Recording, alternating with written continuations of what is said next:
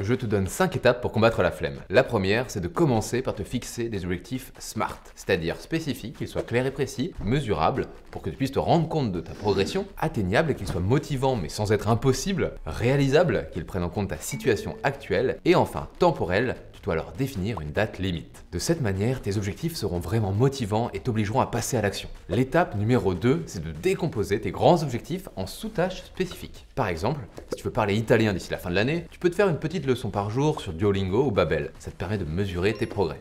Troisième étape, c'est de choisir ton lieu de travail. Attention, ça concerne aussi les outils, les personnes qui t'entourent, la boisson que tu vas boire, etc. etc. Oui. On est tous d'accord pour dire que travailler à la BU avec un petit café, c'est quand même plus motivant qu'être à la maison face à la télé. La quatrième étape, c'est de trouver ta méthode de travail. Pour ça, heureusement, on a plein de vidéos avec des méthodes de taf comme Mange ton crapaud, Pomodoro, la feuille blanche, Doodling Method. Bref, vraiment c'est à toi de voir laquelle te correspond le mieux pour être efficace à 100%. On finit sur l'étape 5, la plus subtile et la plus personnelle. Pour faire court, kiffe ce que tu fais. Même si je sais qu'étudier pour un DS c'est pas toujours l'éclate, essaye de le relier comme une carte mentale à chacun des aspects de la vie que tu aimes, pour te rendre compte de pourquoi tu le fais. Si tu rêves de devenir ingénieur, effectivement, réussir ce contrôle pour avoir tes examens, c'est essentiel et c'est un premier pas vers ton objectif.